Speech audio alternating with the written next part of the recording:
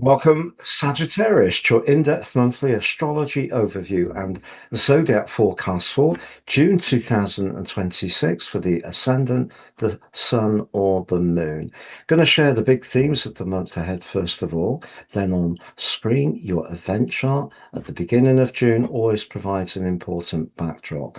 I'll then go through each of the influences in detail. At the end of the video, you'll have a clearer picture of what's upcoming in terms of your energy, work, relationships, or finances. I'm astrologer Patrick Arundel. A very warm welcome. If you've yet to subscribe to my channel, please do so now to help it to continue to thrive. But please also click or tap the bell notification symbol. There are three clear areas which are going to be manifesting this month for you. The first is your relationship sector. It can be very positive. There may be a big decision to be made.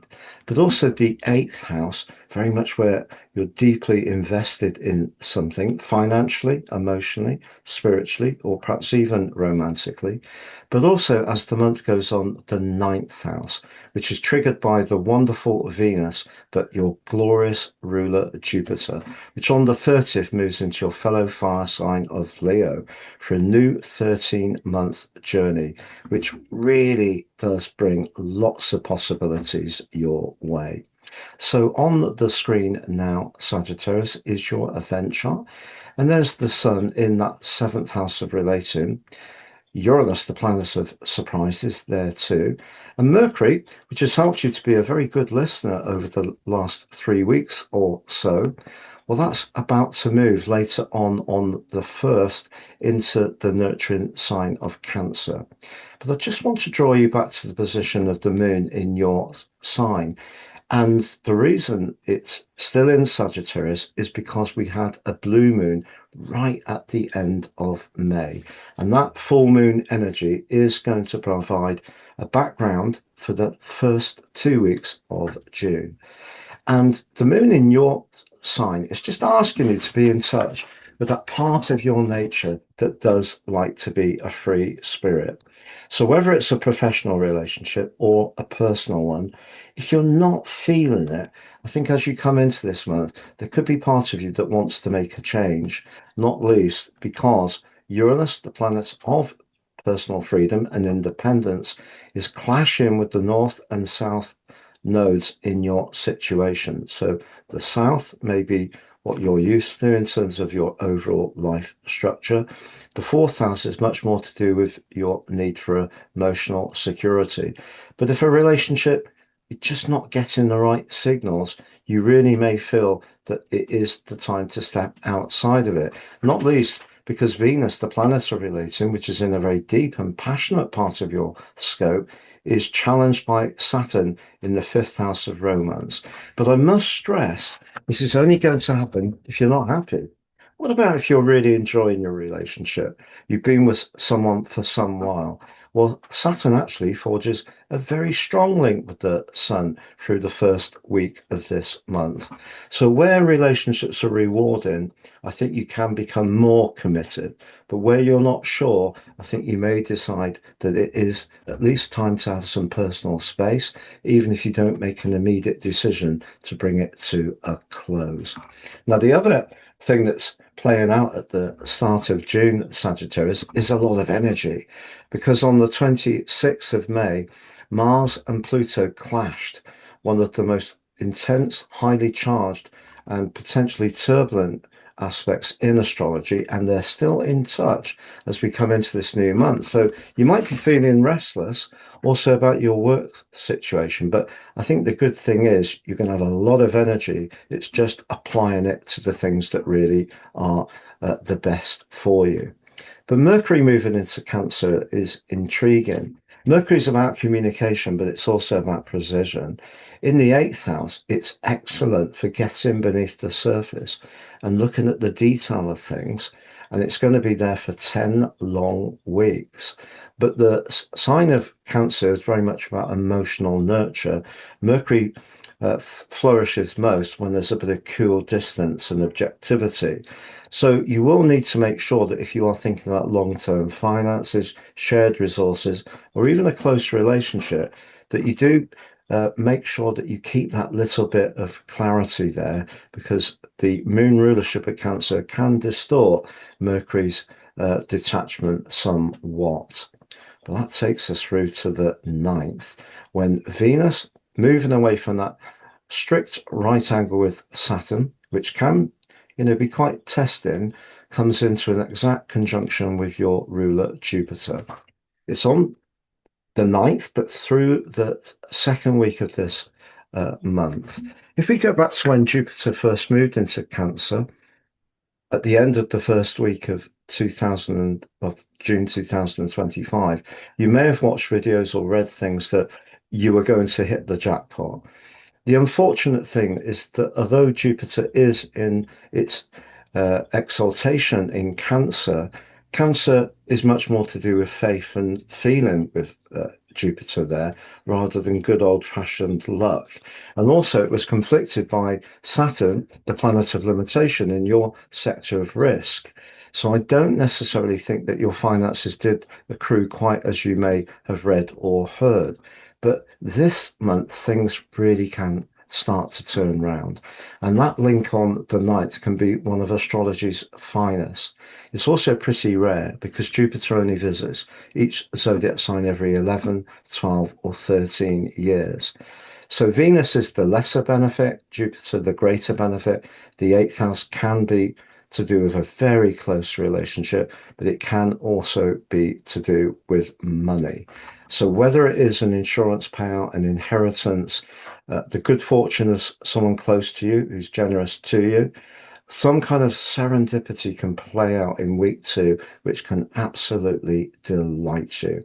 But on the 13th, we have two big events. Mercury goes into its pre-retrograde shadow in that 8th house, suggesting really checking the detail of things. It's going to be key. But on the 13th too, Venus switches into your fellow fire sign of Leo. Venus loves being in Leo. It is quite the show off there. And for you, it's the 9th house. But that means in a relationship context, it could mean that that desire for personal space and freedom and to be a bit more fluid in your connections is possible. If there's someone you really like, Venus can make you more demanding of knowing exactly where you stand. It can be a truth seeker. But if you're traveling anywhere, um, this gives you a great chance to enjoy wherever you go, because Venus is very much about our senses. The 9th house can be about architecture, historical, uh, more different types of food. Anywhere you go, you can absolutely immerse yourself in it, but feel an enormous amount of radiance. And that part of you that loves to adventure can really be turned to max. But if you are single, it could most certainly lead to a holiday romance.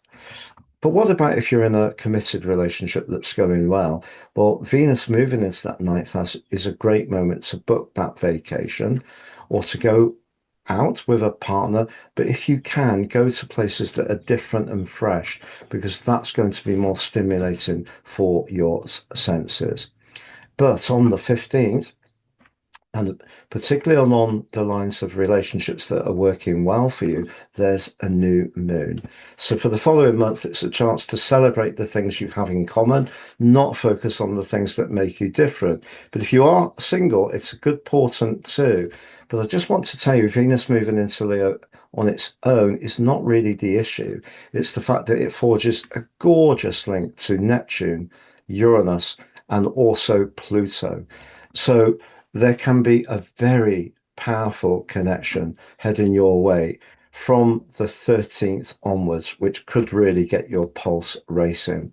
And that new moon can only help things. So that's really exciting. But then on the 19th, Chiron, the so-called wounded healer, which has been in your 5th house of romance, pleasure, and sociability since February 2019, moves into Taurus for a brief 3-month sojourn. What does that mean? Well, Chiron going into the 6th house is certainly a nudge to think about whatever you might be doing that could be a bit more virtuous around your health. Mars is actually in a very vigorous part of your chart to be joined by Chiron for most of this month. So if you did want to step up, your exercise routines, it's a good time to do it. But Chiron mostly is more of a spiritual player. It's more to do with how we experience things. It's more to do with the exchange of energy. Chiron in the sixth house could see you giving people advice from the knowledge you know. But it is a chance to think, have you perhaps been a little self-critical about certain parts of your appearance, your self-worth, which is very much to do with Taurus? Is there something there that you're being a bit harsh with yourself about? Because it's a good 3 months to review that. It may not be completely easy to release it entirely because Chiron will come back into that sixth house next April for a longer 7-year period. But it's an early opportunity for sure. The 21st, however, sees the summer solstice. Now, I say this respectfully if you're in the southern hemisphere, because I know it's your winter solstice. Western tropical astrology is a Mediterranean construct, and therefore the sun moving into Cancer ushers in cardinal quadrant 2, the next 13-week period of the year, which is divided into 4 segments of or quadrants based on the seasons. And it's a chance to use that Cancerian energy of nurture, protectiveness, but also it can be craggy, it can be very tenacious. And if you are wanting to be a bit cannier with your resources, the chances are you're going to manage them extremely skillfully over the following 4 weeks and possibly over the following 13 too. But that brings us to the 28th, because from the period the sun moving into Cancer through to the 28th, there is a fantastic link between Jupiter, your ruler, and Mars. And I think at that point, your energy can be really, really strong. It could be some psychological energy that you're resetting in a very dynamic way. Very, very healthy link indeed. But if you are wanting to take action around a business opportunity, you can be very strong, your willpower and your plan of action all executed with a lot of confidence and self-belief. But that brings us to the 28th itself, and Mars moves into your sector of relating. If you go back to the start of the month, if you recall, because of that blue moon and Uranus interacting with the nodal axis and Venus's square with Saturn, if you haven't been happy about a relationship then, but you've kept going to the end of the month, if you're still feeling that you're not being heard, seen, or appreciated in the way you want, you could decide to leave it quite suddenly as the month comes to a close. And the reason is twofold. Mars in the seventh house can be very assertive, but in the sign of Gemini, it's about the message. But it meets Uranus, the planet of freedom. But also on the 30th, Jupiter moves into your sector of personal freedom and liberation. So I think a relationship really needs to be working for you in a properly mutual way. If it is, that the more challenging influences this month won't show up in a personal tie. They may in a professional one, but that desire to widen your horizons and be much more buccaneering is certainly going to be reinvigorated as this month goes on.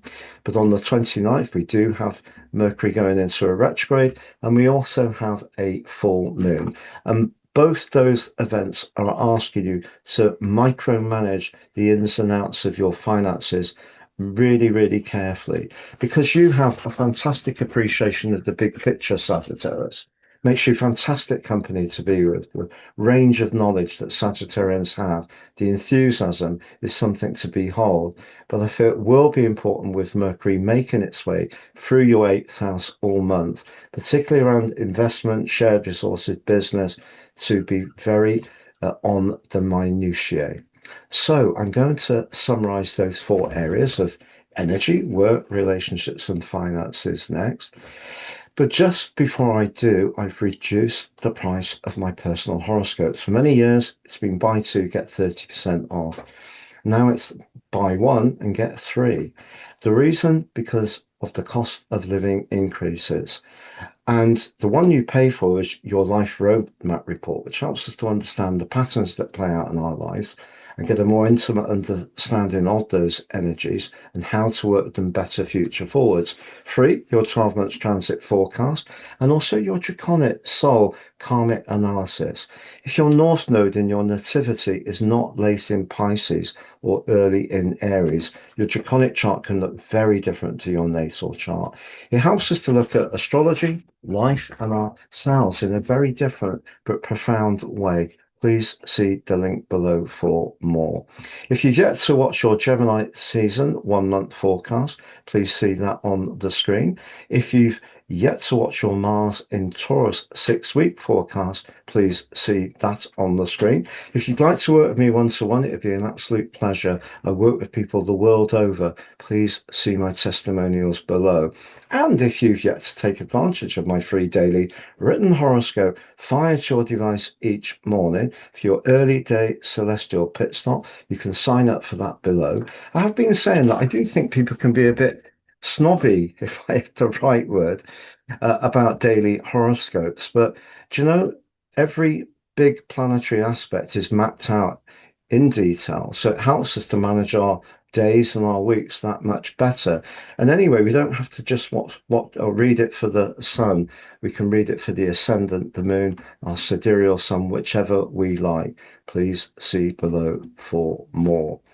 So to summarize, let's talk about that energy first of all. So Mars, the planet of action and innate energy, because it's very much about our body, is in the 6th house of your situation all of the month until the last few days, but also forges a high energy right angle to Pluto at the start of the month. So I think your energy is going to be absolutely fine.